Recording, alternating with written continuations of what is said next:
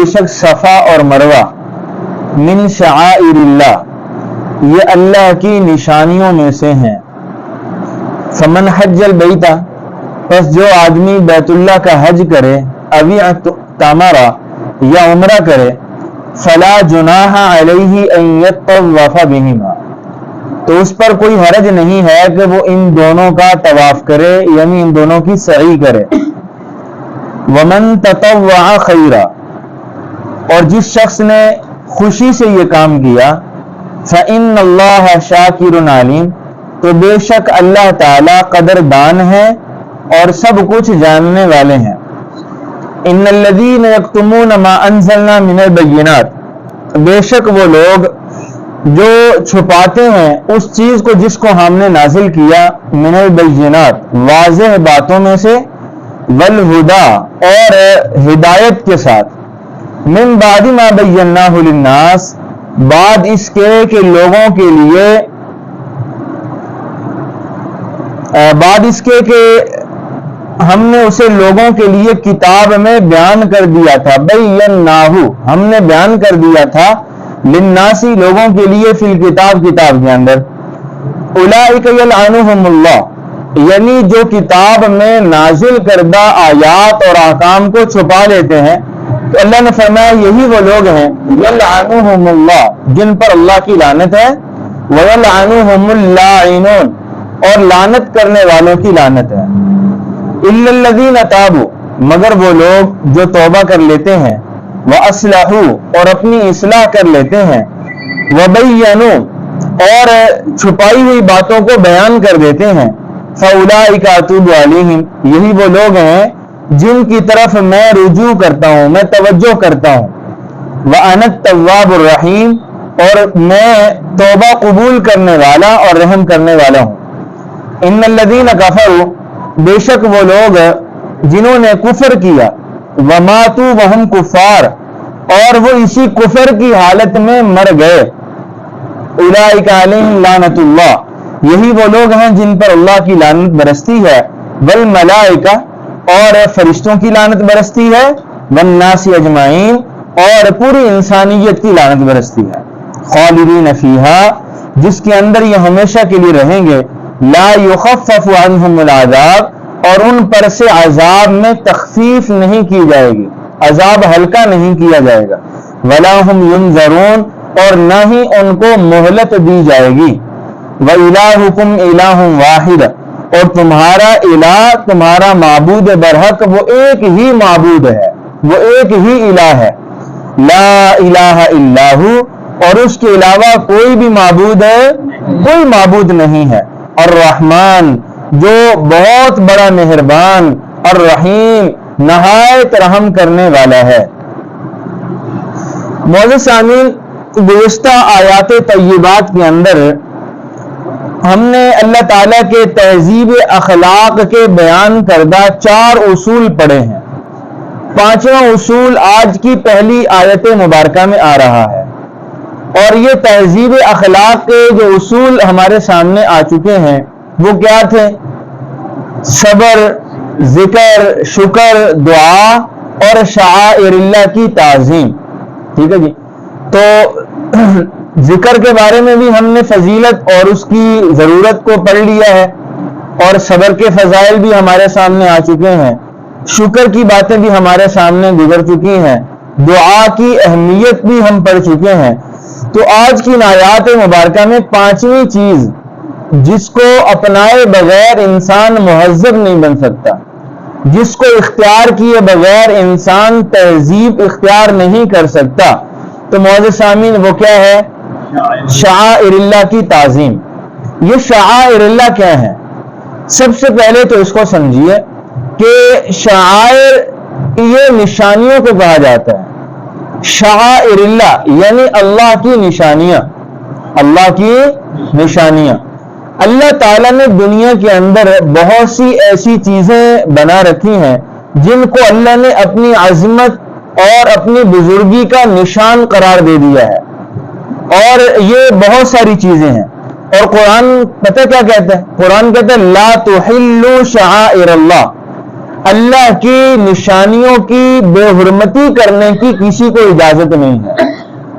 اللہ کی علامات، اللہ کی نشانیوں کی بے حرمتی کرنے کی کسی کو بھی اجازت نہیں ہے. اور پھر دوسری جگہ پہ اللہ تعالیٰ تو یہ ارشاد فرماتے ہیں وَمَن يُعَظِّمْ شَعَائِرَ اللَّهِ فَإِنَّهَا مِن تَقْوَى الْقُلُوبِ کہ جو اللہ تعالیٰ کی نشانیوں کی عظمت کرتا ہے، ان کی قدر کرتا ہے، تو اللہ تعالیٰ فرماتے ہیں فَإِنَّهَا مِن تَقْوَى الْقُلُوبِ یہ اس کے دل کے اندر تقوی کی علامت ہے، جس کی وجہ سے وہ اللہ تعالیٰ کی نشانیوں کی قدر کر رہا ہے. ٹھیک ہے جی.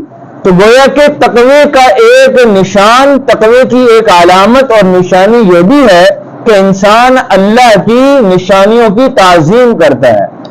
اب یہاں اگلا سوال یہ پیدا ہوتا ہے کہ یہ شعائر اللہ کون کون سی چیزیں ہیں؟ اللہ کی عظمت کے نشان دنیا کے اندر کون کون سے ہیں؟ معزز سامعین، حضرت امام شاہ ولی اللہ محدث دہلوی رحمۃ اللہ تعالی علیہ فرماتے ہیں کہ بڑی نشانیوں میں سے سب سے جو بڑی نشانیاں ہیں وہ 4 ہیں. 4 اللہ تعالیٰ کی سب سے عظیم نشانیاں ہیں. فرمایا کہ ان میں سے ایک ہے وہ بیت اللہ. بیت اللہ یہ بھی اللہ تعالیٰ کی عظمت کا نشان ہے، اللہ کی عظمت کا علم ہے. یہ شعائر اللہ میں سے یہ وہ مقدم ترین بڑی نشانیوں میں سے ایک ہے. اور فرمایا کہ رسول خدا صلی اللہ علیہ وسلم کی ذات مبارکہ یہ بھی اللہ کی نشانیوں میں سے ایک نشانی ہے. اور پھر فرمایا کہ جو قرآن حکیم، یہ قرآن پاک یہ بھی اللہ تعالیٰ کی نشانیوں میں سے ہے. اور فرمایا چوتھے نمبر پر نماز.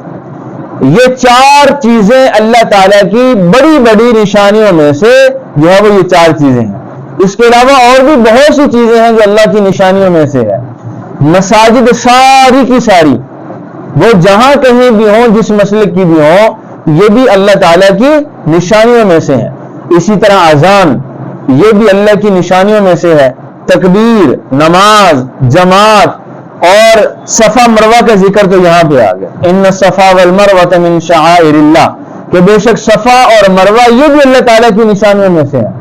اسی طرح معزز سامعین حجر اسود، ٹھیک ہے، منا، مزدلفہ، مقام عرفات اور جو ہے وہ زمزم. اور اسی طرح معزز سامعین یہ جو حرمت والے 4 مہینے ہیں، رجب، ذوالقعدہ، ذی الحجہ اور محرم، یہ 4 مہینے یہ بھی اللہ تعالیٰ کی نشانیوں میں سے ہیں.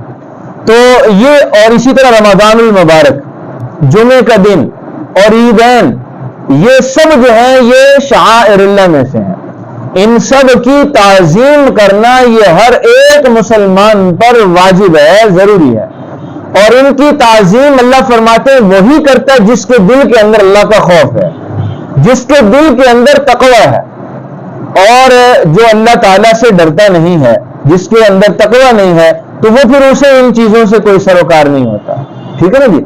تو فرمایا کہ ان تمام شعائر اللہ میں سے 2 چیزیں یہاں پہ اللہ تعالیٰ نے بیان فرمائی کہ ان الصفا والمروہ من شعائر اللہ، بے شک صفا اور مروہ یہ بھی کیا ہے؟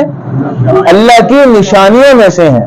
صفا اور مروہ یہ بھی اللہ کی نشانیوں میں سے ہیں. فمن حج البیت، بس جو آدمی بھی بیت اللہ کا حج کرے، ابھی تمرا یا اسے عمرے کی توفیق ہو جائے، اسے عمرے کا موقع مل جائے، عمرہ کرے، فلا جناح علیہ. صفا اور مروہ کے درمیان کیا ہوتا ہے؟ صحیح ہوتی ہے نا. تو یہاں پہ طواف کا معنی صحیح کرنا ہے. ایطوف بہما کا معنی کیا ہے؟ صحیح کرنا، کہ ان دونوں کی صحیح کرنا یہ جو ہے وہ اس کے لیے درست ہے. اچھا مولوی صاحب نے یہ جو انداز اللہ نے اختیار فرمایا نا، اس پر کوئی حرج نہیں ہے کہ وہ صفا اور مروہ کی صحیح کرے. یہ دراصل ایک شک تھا صحابہ کے ذہنوں میں، اس کو دور کرنے کے لیے اللہ نے یہ انداز اپنایا ہے. اور وہ یہ تھا کہ بیت اللہ کے اندر، یہ اسلام سے پہلے کی بات ہے، زمانہ جاہلیت کے اندر ایک مرد و عورت نے زنا کا ارتکاب کیا اور اللہ تعالیٰ نے بطور سزا ان دونوں کو پتھر بنا دیا. مرد بھی پتھر بن گیا اور عورت بھی پتھر بن گئی. اب مشرکین مکہ وہ تو پہلے ہی بتوں کے اور پتھروں کے پجاری تھے، انہوں نے کیا کیا کہ ان دونوں کو، ایک کو صفا کے اوپر رکھ دیا، صفا پہاڑی کے اوپر. یہ صفا سمجھتے ہیں نا جی، صفا و مروہ، یہ بیت اللہ کے قریب ہی دو پہاڑیاں تھیں.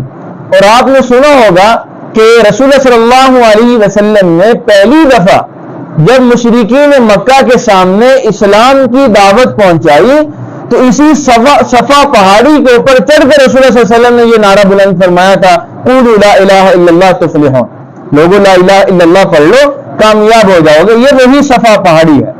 تو بہرحال معزز سامعین، انہوں نے کیا کیا کہ عبرت کے لیے، نصیحت کے لیے ایک پتھر جو ہے ایک پہاڑی پہ رکھ دیا اور دوسرا پتھر جو ہے وہ دوسری پہاڑی پہ رکھ دیا، تاکہ آنے والے لوگ حجاج وہ ان دونوں سے نصیحت اور عبرت حاصل کرتے رہیں.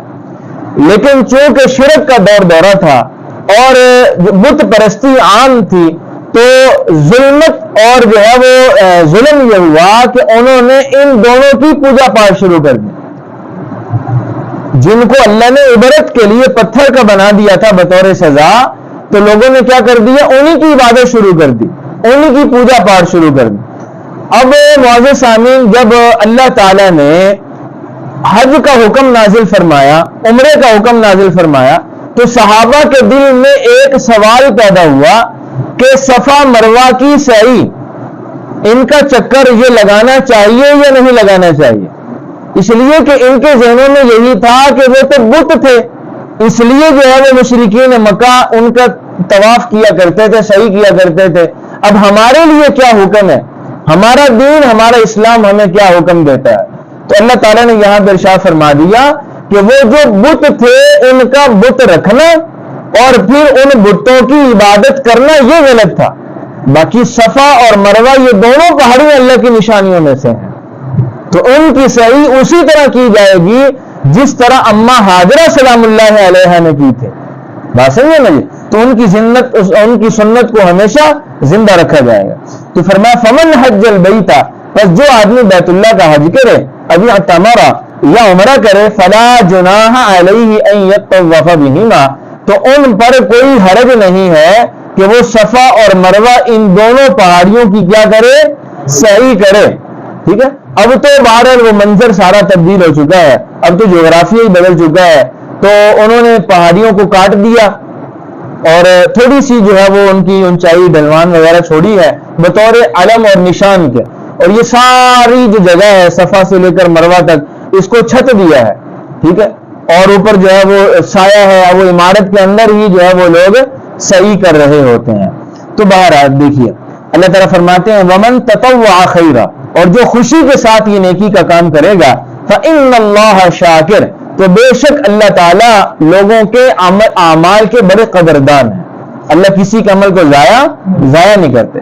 علیم، اور اللہ تعالیٰ کے علم میں ہر عمل ہے، جو آدمی بھی عمل کرتا ہے وہ اللہ کے علم میں ہے.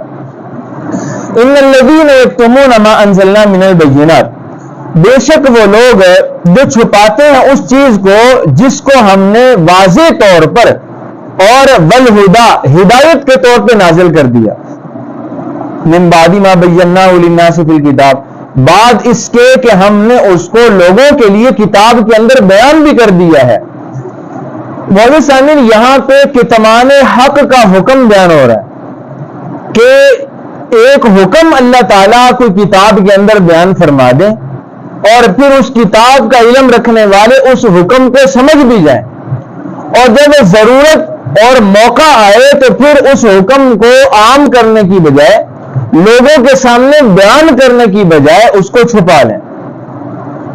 اور جس طرح جو ہے معزز سامعین یہود و نصارہ نے رسول اللہ صلی اللہ علیہ وسلم کے بارے میں کیا کہ رسول اللہ صلی اللہ علیہ وسلم کی تمام علامات اور نشانیاں پہلی کتابوں کے اندر مذکور تھیں، حتیٰ کہ رسول اللہ صلی اللہ علیہ وسلم کا نام بھی پہلی کتابوں میں انجیل میں موجود ہے. ٹھیک ہے جی. لیکن یہود و نصارہ نے کیا کیا؟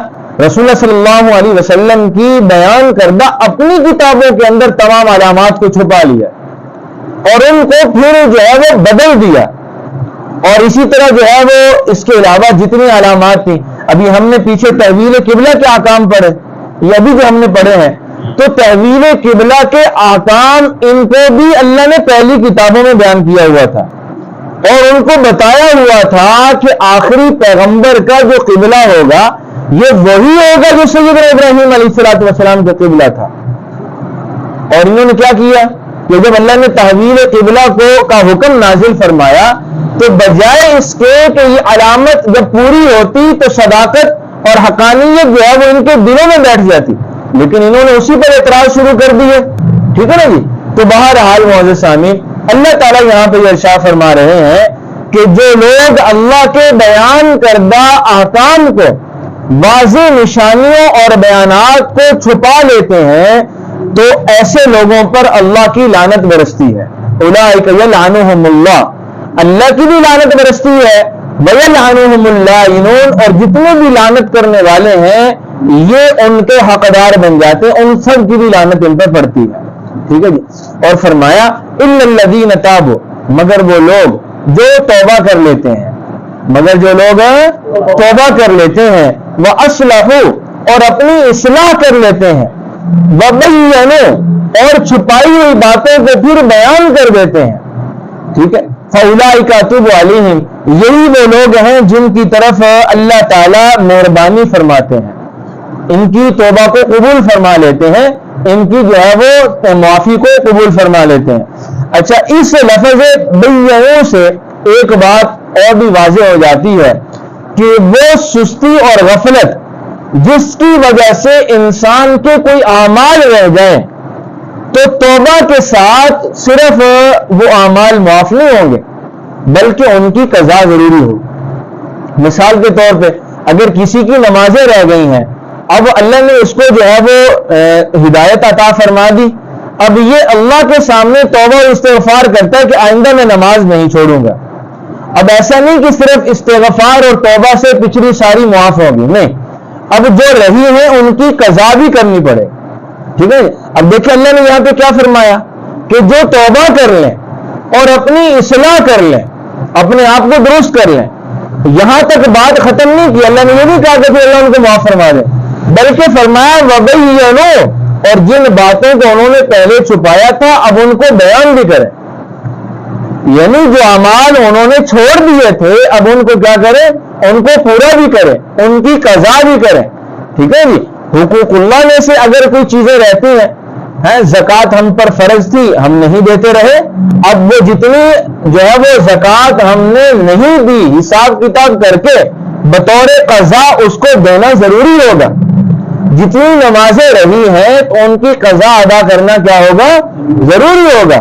اور جتنے حق العبد ہم نے جو ہے وہ غصب کر رکھے ہیں تو معافی سے کچھ نہیں بنے گا. یا تو معافی اس آدمی سے مانگی جائے، بھئی آپ کا اتنا حق تھا اور مجھ سے یہ صرف ہو گیا ہے، مجھ سے استعمال ہو گیا ہے، اور میں دوبارہ یا تو اس کو کہیں کہ میں آپ کو دیتا ہوں، ٹھیک ہے جی، یا پھر اس سے معافی مانگیں کہ آپ مجھے اپنا حق معاف کر دیں، میں دینے کی پوزیشن میں نہیں ہوں، اور وہ معاف کر دے تو پھر معاف ہوگا. بات سمجھے نا جی. وگرنہ توبہ قبول ہے، ہاں، حقوق اللہ ہو یا حقوق العباد ہو تو جن کی قضا ضروری ہوتی ہے ان کی قضا دینا ضروری ہوگا. تو دیکھیے فرمایا الا الذین تابوا، مگر وہ لوگ جو توبہ کرتے ہیں، واصلحوا، اور اصلاح کر لیتے ہیں، وبینوا، اور چھپائی ہوئی باتوں کو کیا کر دیتے ہیں، بیان بھی کر دیتے ہیں. فاولئک اتوب علیہم، یہی وہ لوگ ہیں جن پر اللہ تعالیٰ مہربانی کے ساتھ رجوع فرماتے ہیں. وانا التواب، اللہ فرماتے ہیں کہ میں توبہ کو قبول کرنے والا ہوں، الرحیم، اور میں بہت رحم کرنے والا ہوں. ان الذین کفروا، بے شک وہ لوگ جنہوں نے کفر کیا، وماتوا وہم کفار، اور کفر ہی کی حالت میں وہ مر گئے، زندگی بھی کفر میں گزاری اور موت بھی کفر ہی کی حالت میں آ گئی. تو فرمایا اولئک علیہم لعنت اللہ، یہی وہ لوگ ہیں جن پر اللہ کی لعنت ہوتی ہے. لعنت کا کیا معنی؟ یعنی اللہ کی رحمت سے ہمیشہ کے لیے محروم ہو جاتے ہیں. اور فرمایا والملائکہ، اور ملائکہ فرشتوں کی بھی لعنت برستی ہے، والناس اجمعین، اور پوری انسانیت کی ان پر لعنت برستی ہے. خالدین فیہا، اور اسی لعنت کے اندر یہ ہمیشہ ہمیشہ کے لیے رہیں گے. بات سمجھے؟ فرمایا لا یخفف عنہم العذاب، ان پر عذاب ہلکا نہیں کیا جائے گا، ولا هم ینظرون، اور نہ ہی ان کو مہلت دی جائے گی. وَإِلَٰهُكُمْ إِلَٰهٌ وَاحِدٌ، تمہارا الہ ایک ہی حقیقی الہ ہے، تمہارا معبود ایک ہی حقیقی معبود ہے، عبادتوں کے لائق صرف ایک ذات ہے، اس کے علاوہ کوئی دوسرا معبود ہے، سب معبودان باطلیں ہیں، ایک ہی معبود حقیقی ہے، لا الہ الا ہو، اور نہیں ہے اس کے علاوہ کوئی معبود مگر وہی، الرحمن جو رحم کرنے والا ہے، الرحیم اور الرحمن جو بہت بڑا مہربان ہے، الرحیم جو نہایت رحم کرنے والا ہے۔ اللہ تعالیٰ سے دعا ہے کہ اللہ تعالیٰ اپنی رحمت کا ایک قطرہ ہمیں بھی نصیب فرمائے۔